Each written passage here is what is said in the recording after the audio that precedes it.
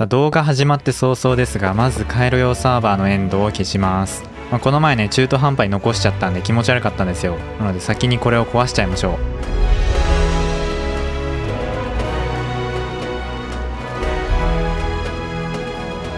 はい、これで綺麗になりましたね。以前こちらのツリーファームを作って全ての原木を無限に供給できるようになりました。そしてこのサーバーももう作ってから1ヶ月以上経っています。もうそろそろ足りないものがなくなってくるんですが、まだ残ってるんですよ。そして今回作るものは以前私のワールドでも作ったようなボイドトレード施設、これとあともう一つエンドポータルを使った様々な増殖系装置を作っていきます。では早速始めていきましょう。まず最初にボイドトレード施設作っていきます。これは2ヶ月くらい前に作っているので、なんとなくわかる方もいると思いますが、村人と無限に取引ができる装置です。普通は村人1人に対して1日に取引できる回数って決まってるんですよ。ただこの制限を解除して無限に取引できるようになります。つまり大量の村人を並べる必要がなくなるんですよね。そしてそのボイドトレードを作る場所は生活用サーバーのエンドになります。でこのエンドはエンドゲートウェイポータル20個あるうちの1個しかまだ開放していないので、とりあえずエンドラ召喚しまくって全部開放していきます。で途中でおふざけでウィザーが12体ぐらい召喚されちゃったんですけども、いつものごとく空中戦を繰り広げていました。手慣れたもんで1人が引き付け役でもう1人が後ろから倒すっていう連携技がね次々と編み出されていました。弓の誤射によるねこういう事故も結構起きるんですが、なんとかエンダードラゴン19体とウィザー全部討伐し終わりました。ではボイドトレード施設の材料はこんな感じになります。これがまず装置本体ですね。見た感じどれも集めるのが難しいものはないですね。トータルも14000なのでこれは一瞬で集まると思います。そしてこれはエンド本島側に作る装置になります。これも特にといった感じですかね。そしてこれがボイドトレード施設の装飾に使われるものになります。これもこのサーバー結構発展してきたので、この程度だったらもう本当に一瞬で集まっちゃいますね。実際にこれ今材料集めしてるんですが、特に移すことないくらいに一瞬で終わりましたね。で材料集まるとこんな感じですね。シルカーボックスに詰めると本当にこのくらいになっちゃうんですよ。エンド本島側とボイドトレード施設装置本体側に分けて置いてあります。ということでもう早速作っちゃいますか。まずはですねエンド本島から遠い場所に作ります。こっちが本体になるんですけども、途中でねこんな感じでエンダーマンが湧いて結構鬱陶しかったですね。こうやってエンドで装置を作るときはエンダーマン湧いてしまうのはしょうがないですね。ということでどんどん作っていきます。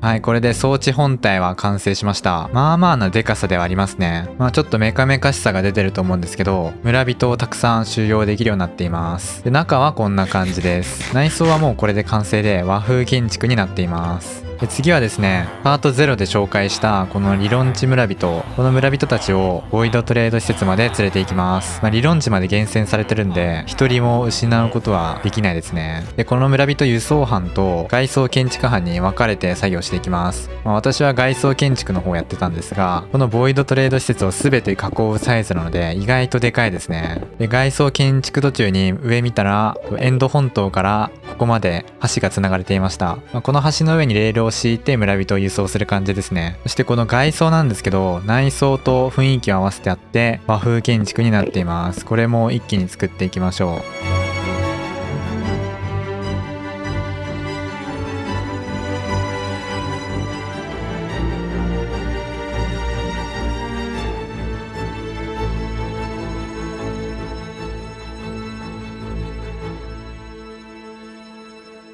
これで完成です。遠くから見てもわかると思うんですが、かなりでかいです。この外装だけを見ると中にボイドトレード施設があって村人がたくさん収容されてるとは全く思えないですよね。そして村人の輸送もある程度終わったので一旦現世に戻ろうと思ったんですけど、なんかエンドポータルにエンダーマントラップができていました。ここのエンドポータルに入ったエンダーマンたちは全部現世に行くので、もちろん現世はとんでもないことになっています。そしてネザーもこんな感じでたくさんエンダーマンいてかなり崩壊していました。で一度エンダーマンの数計測してみたらなんと1100体もいたんですよね。でこれはこのエンダーマントラップで1100体増えたのではなくて、もともとこのネザーに800体くらいくらいいたんですよ。で、なぜこんなにエンダーマンが増えてしまったかというと、この地面見てください。大量のキノコがね、敷き詰められてると思います。キノコは何もしなくてもどんどん他のブロックへと繁殖していきます。で、エンダーマンはそのキノコを手に持つんですよ。で、そうするとそのエンダーマンはデスポーンしなくなっちゃいます。それでどんどん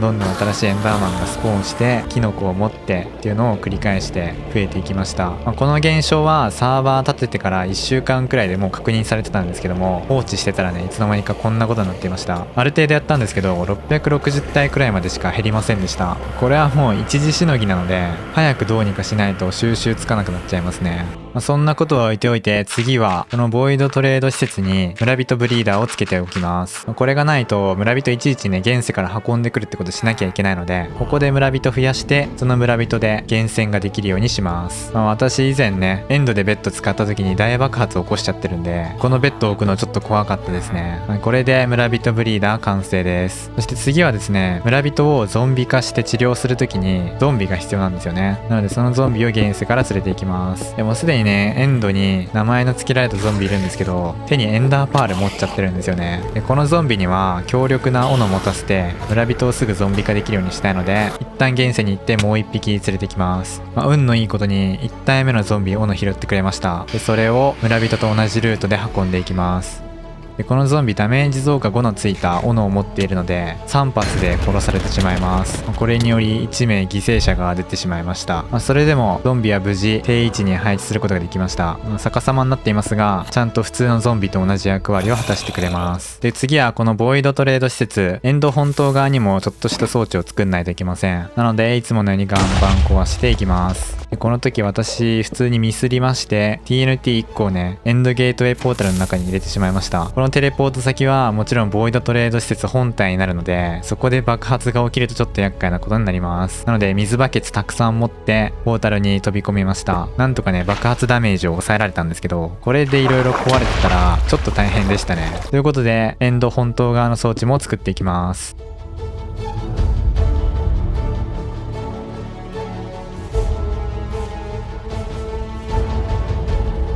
では実際にボイドトレード施設使ってみようと思います。ここがエンド本島ですね。今面影も残ってないんですけども、ここは倉庫部分になってます。で、ここのエンドゲートウェイポータルくぐると本体側に行きます。試しにこのシルクタッチの村人で無限取引していきたいと思います。ここの音符ブロックを押すと村人が輸送されていきます。で、こっち側で下からニュルっと出てきます。はい、来ましたね。そしたらあとはね、前も見せた通り村人の取引画面開いたままポータルに入ります。こんな感じで取引して、でチェストを開けると戻るので、もう一回開いての繰り返しですね。もうこれで無限に取引ができます。もう便利すぎますね、これは。これで一通りボイドトレード施設について終わったので、次は増殖系装置作っていきたいと思います。作るのは砂、コンクリート、金床、鍾乳石、エンドラの卵です。これらはね、エンドポータルを使うことによって増やすことができます。材料は特に集めるの難しいものなかったので、こんな感じでもう集まりました。で、設計図見てもらえればわかると思うんですが、全部で10個あります。なので前回のツリーファームと同様に各装置ごとに材料を開けました。こんな感じになります。ではですね、早速もう作っていきたいと思うんですが、まずはサンドデューパーですね。サンドデューパーでは砂系、砂だったり砂利だったり赤い砂だったり、あとはコンクリートパウダー全般を増やせます。ネザー側にチャンクローダー作ったので、次は現世側ですね。現世側ではこのエンド要塞を使うんですけども、このポータルに装置作るので周りをちょっと掘っていきます。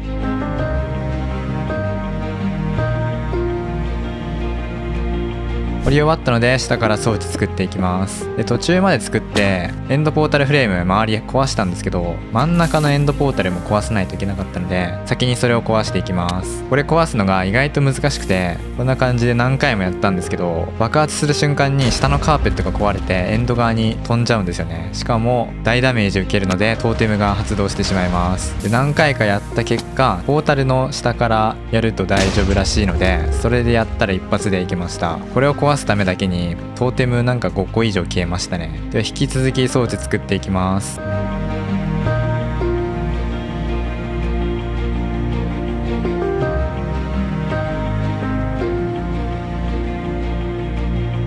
これで完成ですね。中は内装がしっかり作られていて UI とかもね見やすくなっています。でこれを作ってる間にエンド側ではこれらの増殖装置を全て回収できる機構を作っていました。通称コンクリートファクトリーですね。このエンド側には140台以上のシュルカーボックスローダーがあります。比較対象として前回作ったツリーファームは38台です。なので4倍近くのねシュルカーボックスローダーを今回使ってます。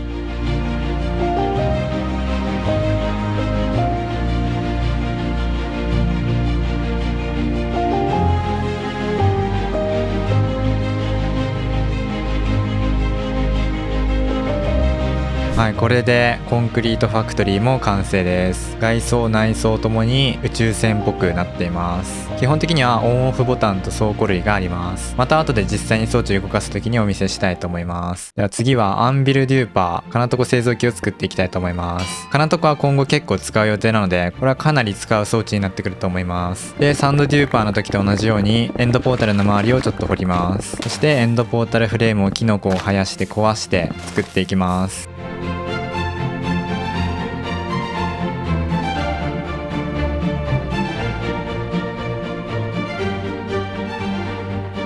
これで完成ですね。内装はこんな感じになっていて装置全体が覆われています。そして次がエッグデューパーですね。エンドラの卵を増殖できる装置です。これはほぼ使わないと思います。エンドラの卵は装飾にしか使う用途はないですね。ただロマンとしては作っておきたい装置になります。同じようにポータルの周りを整地してエンドポータルフレームを壊してだから装置を作っていきます。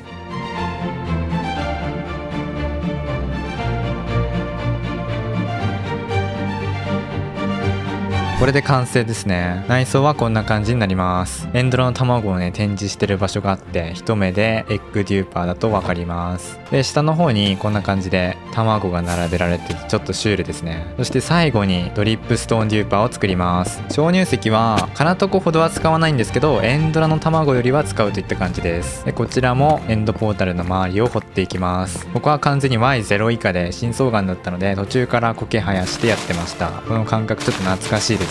またエンドポータルフレームをキノコで壊そうと思ったんですがなんかとてつもなくでかいキノコが生えました。で実際作り始めた時に明らかに材料が足りなかったんですよ。であれと思っていろいろインベントリを調べてたらさっき生えたでかいキノコがシュルカーボックスを消滅させてたことが分かりました。いやこんなこともあるんですね。材料集め直して下から作っていきます。でこのドリップストーンデューパーはボートに乗った4匹の豚が必要なんですよね。なので豚を上から運んできてボートに乗せて適切な場所へと配置していきます。そして下からピストンで押し上げてこのポータルの中に埋まっている状態にします。ちょっとこの豚4匹にはかわいそうですがずっとねここで働いてもらおうと思います。では続き装置作っていきます。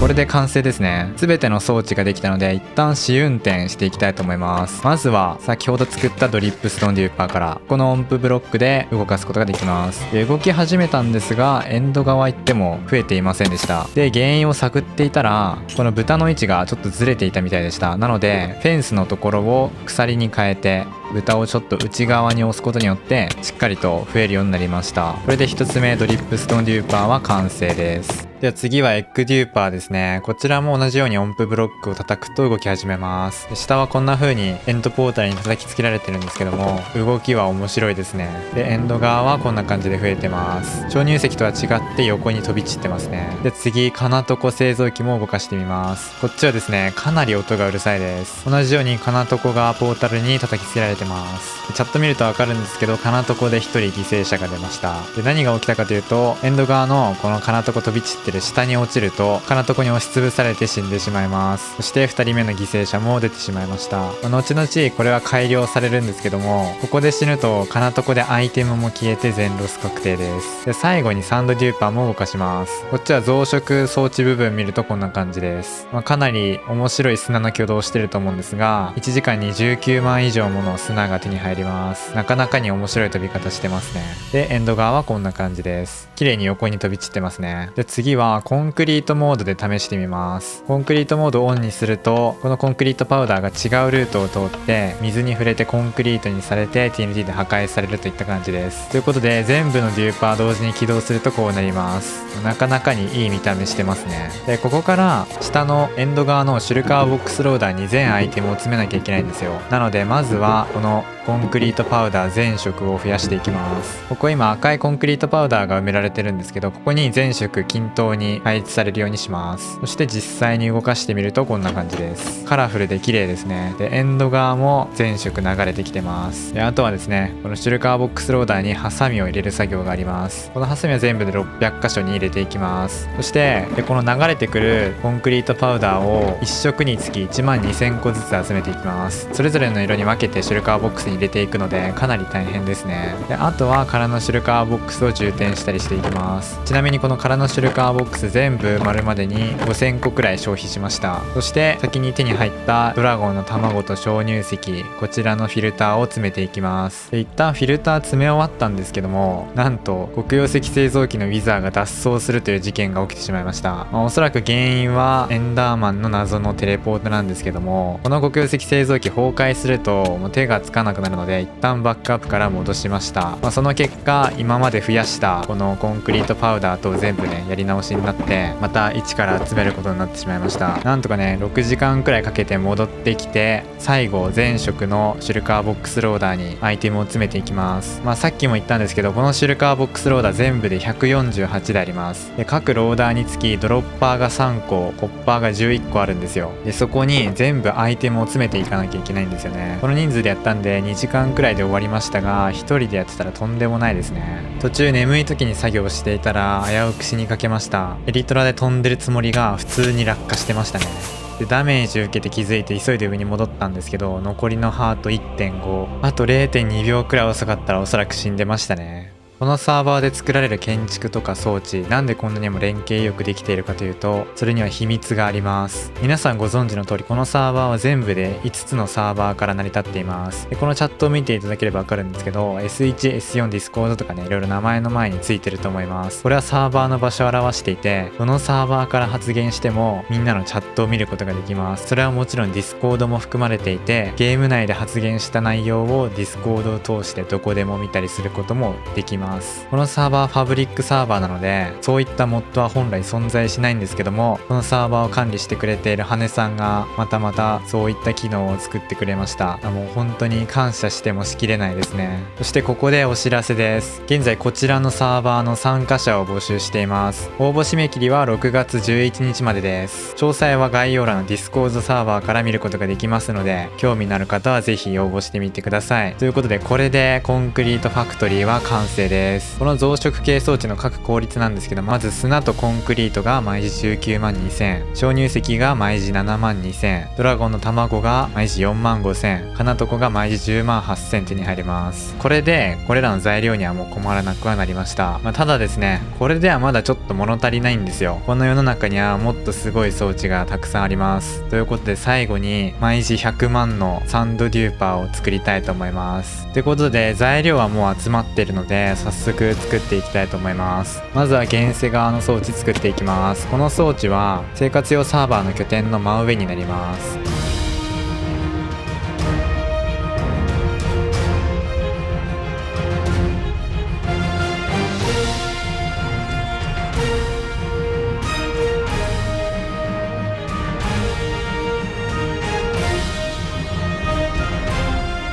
これで完成です。中は怪しい研究所っぽくなっていて、いろんな研究に使ったであろう材料が並んでいます。そして今度はエンド側ですね。こちらもカエル用サーバーのエンドなんで、ボイドトレード施設の隣になります。では下から一気に作っていきます。